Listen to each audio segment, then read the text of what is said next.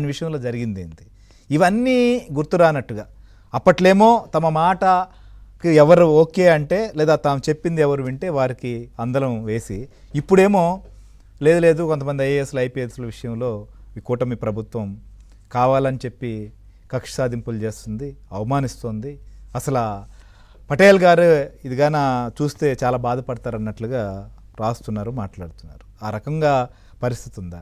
లేదా డీజీపీ గారు ఒక నిర్ణయం తీసుకున్నారు, ఖచ్చితంగా ఎవరికైతే రిపోర్ట్ చేయాలని చెప్పారో వారందరూ కూడా రావాలి ఆఫీసులకు అని చెప్పి. అంటే డీజీపీ ఆఫీస్కి సంబంధించి వాళ్ళని అక్కడ రిపోర్ట్ చేయాలి అని అంటే వాళ్ళు రిపోర్ట్ చేయాల్సినటువంటి అవసరం లేదా? అలా ఆ రకంగా ఏమైనా మాన్యువల్ ఉందా? అసలు ఏందో అప్పటి నుంచి మొదలైంది ఈ వ్యవహారం అంతా కూడా కక్ష సాధింపులు అని చెప్పి. ఏంటి వెంకటేశ్వరరావు గారు, కూటమి సంబంధించినటువంటి ప్రభుత్వం కొంతమంది విషయంలో ఈ రకంగా చేస్తోందా, ఇబ్బంది పెడుతోందా, కావాలని అవమానిస్తోందా?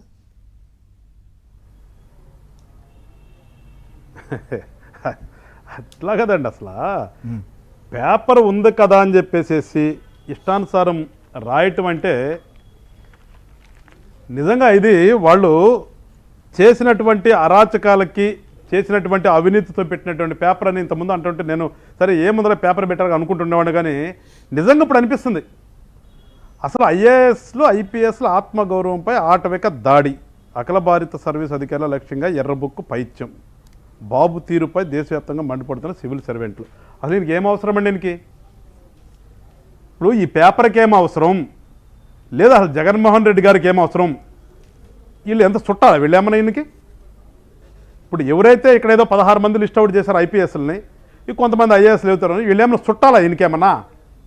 లేదు కూటమి ప్రభుత్వానికి మరి ముఖ్యంగా చంద్రబాబు నాయుడు గారికి ఏమన్నా శత్రువులా ఏంటి చెప్పాలి కదా అసలు.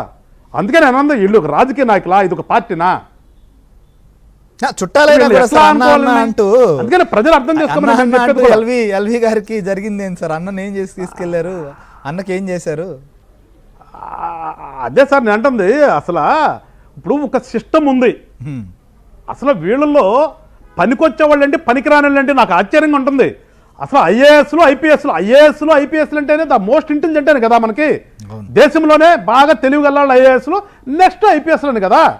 ఇంకా మళ్ళీ వీళ్ళలో ఏంటి గ్రేడ్లు ఎందుకు? అసలు వీళ్ళ గ్రేడ్లు ఏంటి చేస్తున్నారు? సో అప్పుడు అందుకు అనుగుణంగానే అసోసియేషన్లు కావచ్చు లేదా వేరుకున్నటువంటి నాయకులు కావచ్చు అప్పుడేమీ మాట్లాడకుండా ఇప్పుడు స్పందిస్తున్నటువంటి పరిస్థితులు కూడా మనం చూస్తున్నాం. ఏంటి పట్టాభి గారు, కావాలని చెప్పి చేస్తున్నారా ఈ విధంగా ఐఏఎస్లని ఐపీఎస్లని?